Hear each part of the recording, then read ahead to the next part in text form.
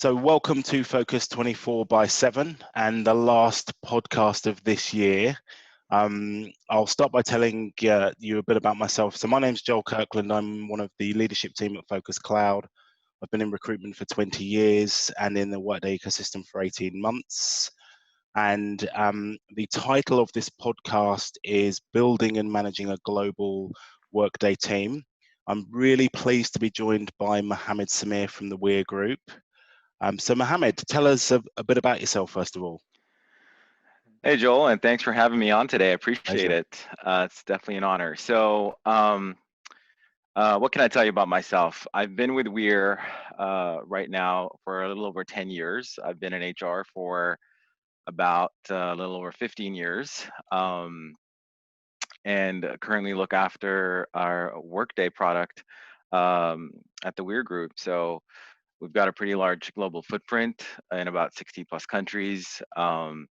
So it's quite challenging, but also very exciting. Okay, good stuff. So question number one, something that I ask all our guests, why did you choose Workday? The $1 million question. Yeah, absolutely. Well, well, the simple answer is we chose Workday because it met our needs as a global organization and gave us the digital technology we needed to really begin our HR transformation journey. Okay. Essentially, like any organization, we were looking to do things better, more efficiently, more meaningful, smarter, and all the while making HR processes easier and more engaging for our employees and managers. Sure. And another strong driving force for us was empowering the organization with real-time and accurate data so managers and HR can make data-driven decisions. Okay. I guess to give you an idea of where we come from or where we came from before Workday, we had over 50 different systems in almost every country. Wow. Well, not in every country, but we had about 50 different systems, but we had a different process to do a basic HR thing in each of those different countries. Sure. And with the global footprint like ours, where we're in 60 plus countries, having so many different processes to do the same thing can mean many different experiences and outcomes. Yeah. And ultimately, we were looking for a SaaS partner that could help us with enhancing our employee experience to being consistently great no matter where you work Sure. at Weir and what your role is. And just as important was enabling our managers to be able to easily initiate both simple and complex HR processes through their direct access. Okay. Um, and probably even more so important was to ensure we kept it simple so that you didn't have to be a rocket scientist to understand a complete process or to initiate something. Like and that. and and really for us in HR, creating a single source of truth Yeah. so that we can trust our data and adopting global processes so that we can build on for the future. Sure. Okay. No, that's good. I mean, 50 systems. Wow, that's that's an interesting journey, which brings me on to question number two, which is around your implementation. So I can imagine, just as a sort of footnote to this, that that was not straightforward, going from so many systems down to a few. Oh, I'm going to say a few because I know it's never always that straightforward to go to just one. How was your implementation? Tell us about how it went and your journey and the lessons you've learned from that.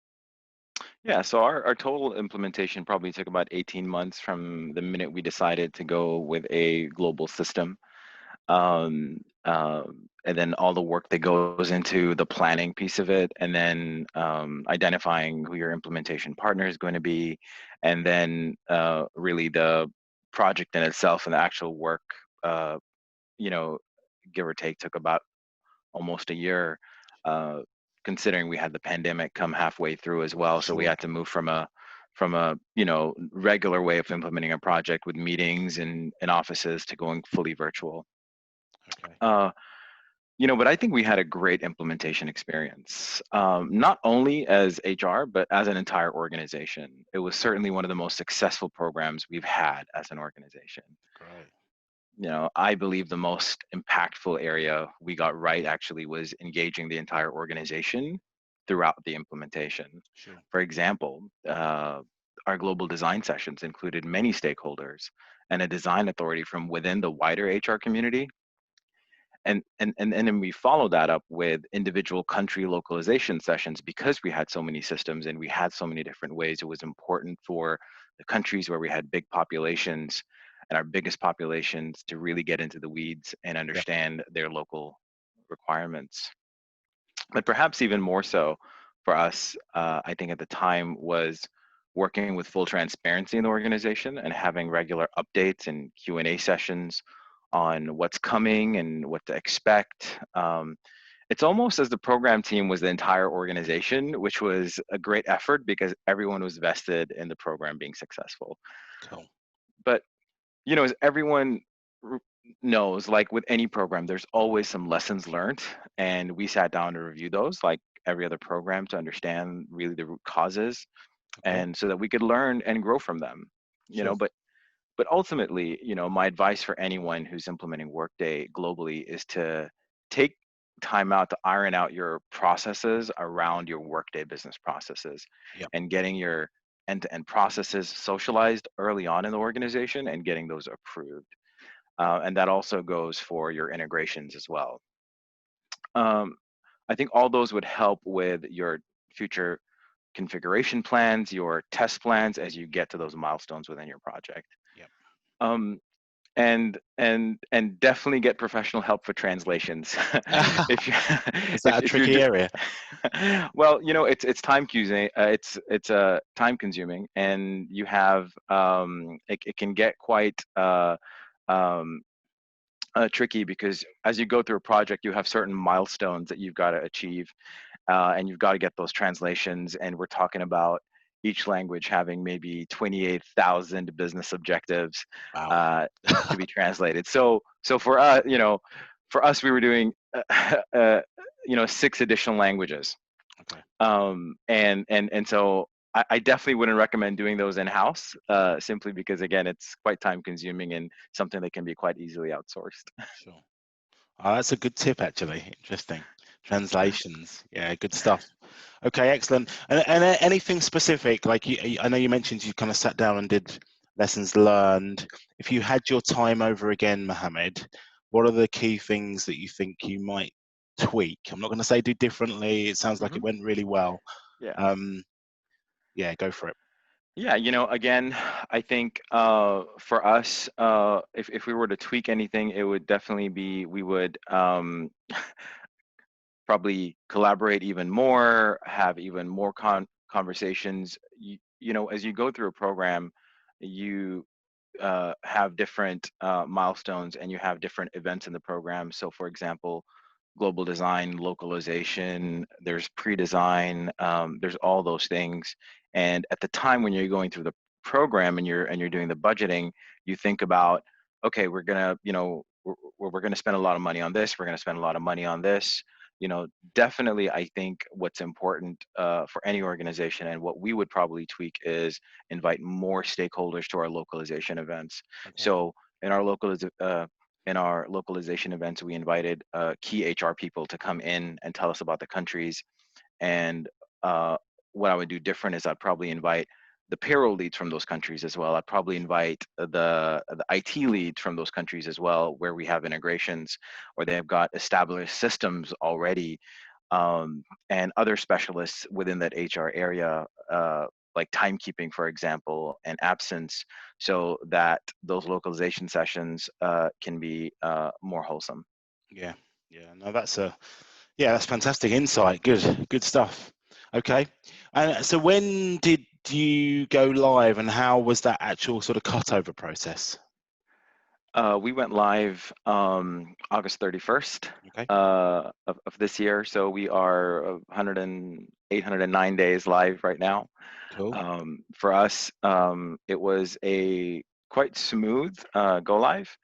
We obviously put a lot of planning into it. We had a lot of great cutover, almost rehearsals in there. We had a ignition on checklist that we were checking out as we went through. Uh, we, we had a team that was fully staffed as well. So for us, I guess the most nerve-wracking part of it was, as a global organization, how do you go live and what time zone do you go live? So it was Sure. really just uh, making sure there was a plan around what countries go live and ensuring there's immediate support. And we really went with a big bang approach. Okay. So it was one day go live. Here's your new system, and we had a great message come out from our CEO and a great message come out from our chief people officer as well to sort of kick everything off. Oh, amazing. Sounds good. Excellent. So that sort of moves us nicely into question number 3, which is around building and managing a global Workday team.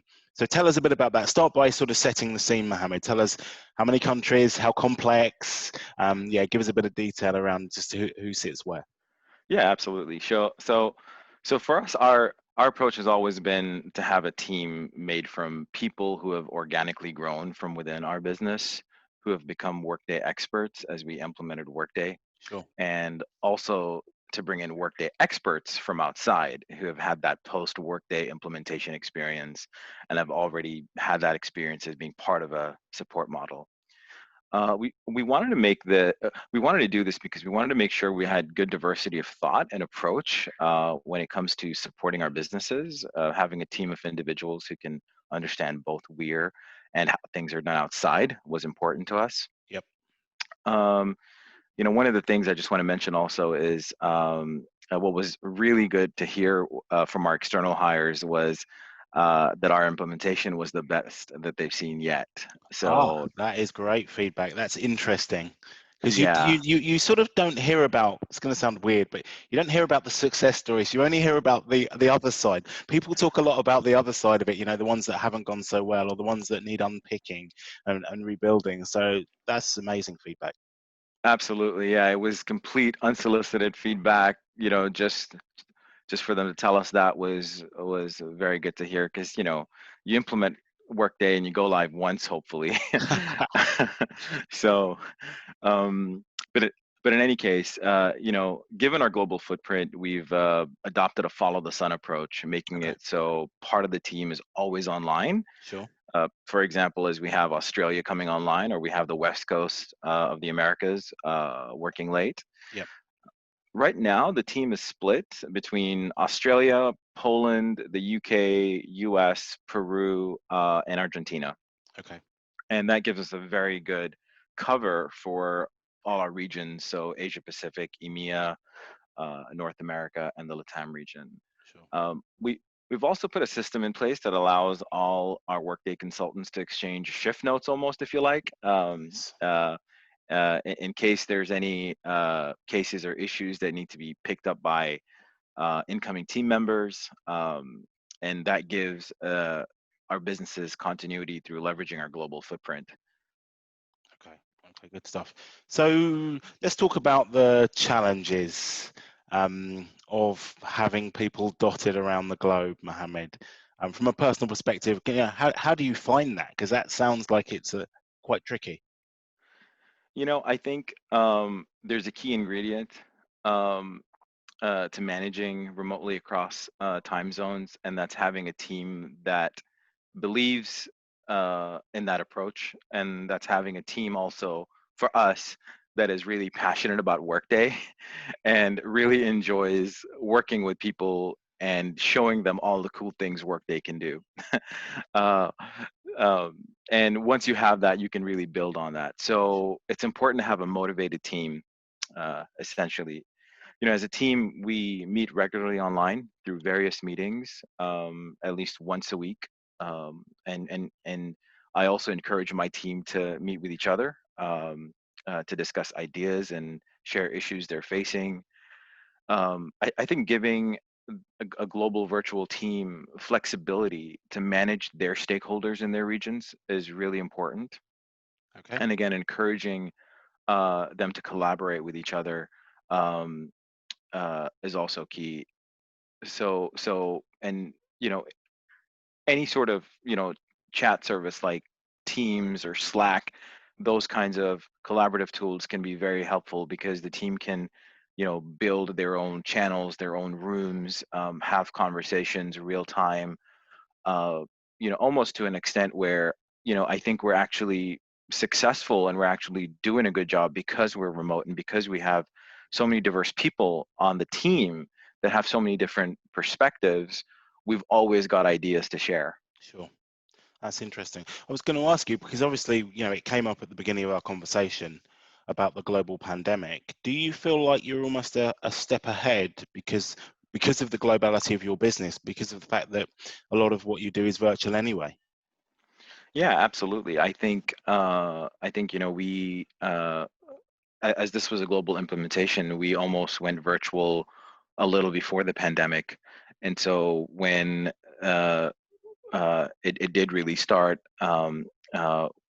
my entire team was already virtual. So there was already that less impact of going remote and going virtual and ensuring you've got a place to work from outside of the office. And I think given the amount of work that's gone into our implementation and the time we've spent virtually right now, it definitely puts us in a advantageous position to be able to continue to digitize and continue to work this way.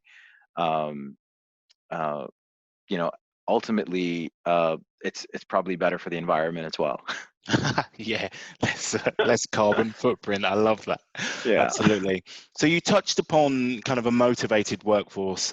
How do you keep people going? Obviously, I mean, it's been very difficult for us in the UK when we went remote. Certainly in our organisation, it was difficult to keep people up. Especially doing quite a complex job that is recruitment that we do.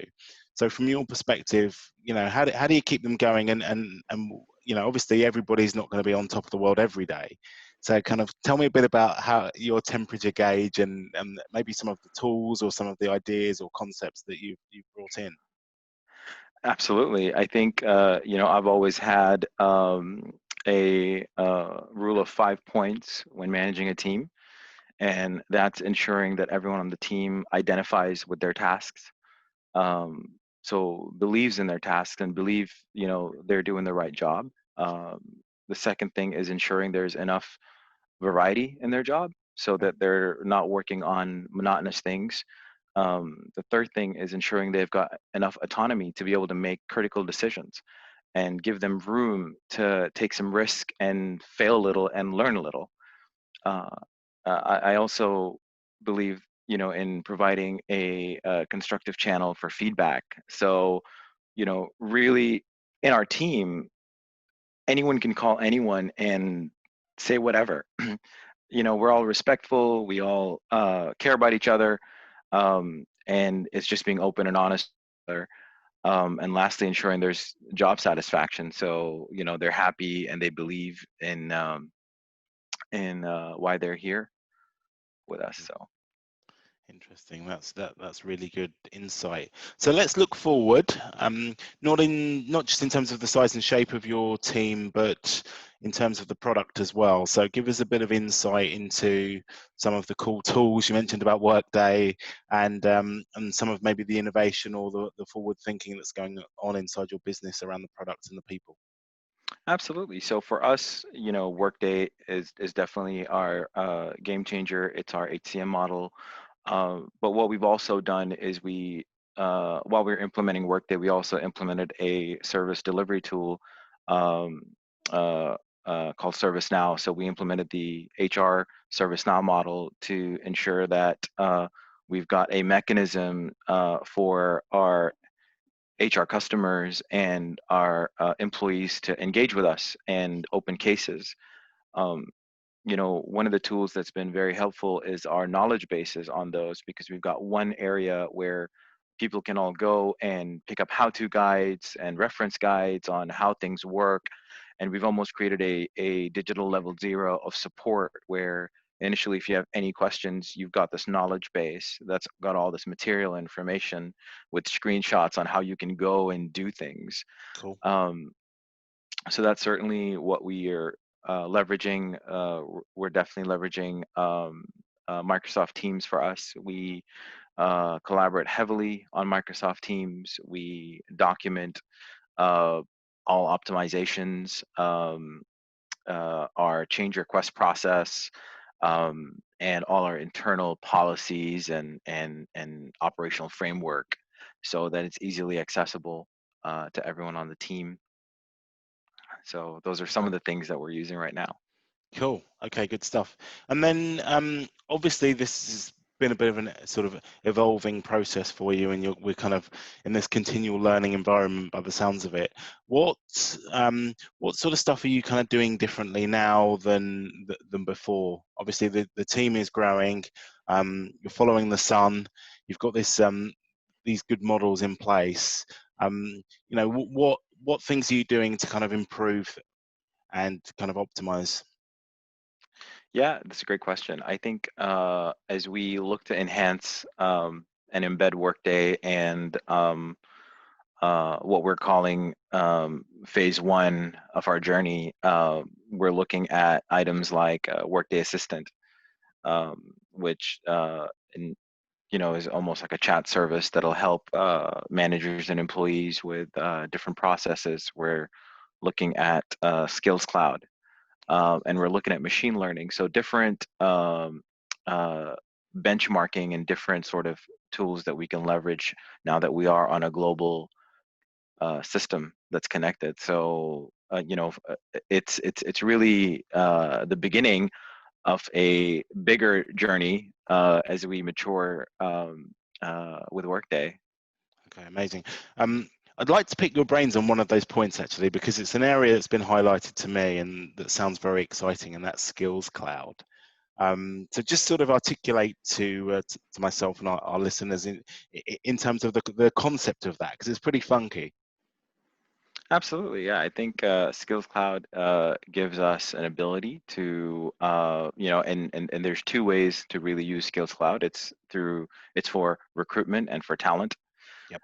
And in either case, if I'll give you an example, someone in an organization where you've got Skills Cloud and you're using it in the talent platform, uh, you're attributed to two or three skills that you do, whether it's being multilingual or whether it's being an expert in a certain application. And what that does is it sort of puts you in a position where if you're looking for opportunities for growth, for promotion, for global mobility, or any sort of opportunity, what the system will do for you is it'll highlight that particular skill on the person Okay. that shows you, but also when you're using it in recruitment, what it'll do is it'll suggest and recommend different skills that other people with this type of job have had. And so it gives you a bit of insight from the larger network as well of all the different skills that are out there that are associated with similar types of jobs. So for example, you know, um, IT professional, for example, has these three skills, and that's what you see most of the time. So maybe I should be looking for this as well. Okay. Interesting. Good. Thank you for that. Really appreciate it. And the kind of last point from me, in case there's anything else you want to share, Mohammed, and that's really around 2021. So it's been a interesting year. Obviously, a great year for your business by the sounds of it, with the adoption of the Workday platform. What is from a high level, of course, don't share with us anything that you can't, but what is the 2021 roadmap looking like, and what are the sort of goals and things that you'd like to get done around yourself and the team? What are your Yeah. aspirations? I think our 2021. Everyone's very excited about 2021, and can't really wait to get into 2021. I've been talking to some people, and we're thinking if we can get a refund on 2020, but I don't think that's going to be possible. No. Um, uh, for us, it's continue to digitize. It's continue to leverage now what we have in phase one, over what we've implemented with phase one, as we complete phase two, which is another piece of uh, continuous Workday implementation. So, phase two uh, will bring in a lot more to our existing model, Okay. and that's when we'll really start getting a lot of the return on investment on Workday and what we've implemented so far. So we're looking to have that done in 2021. And for us, really, it's ensuring that we continue to embed and optimize what we already have as well. So while we're doing phase two, it's continuing to improve phase one at the same time. Yep. And those are some of the real big ticket items we have from a Workday perspective. Okay, good stuff. Excellent. Good. I said that was the last bit, but it's not really. Let's just one more thing around. So obviously you've been on quite a good Workday journey. Are there any items around Workday that you would like to see coming up? So any new functionality that either Workday's building that you know about, or anything that's not kind of out there yet that you think would be an amazing add-on? I promise you it's the last question I'll ask you.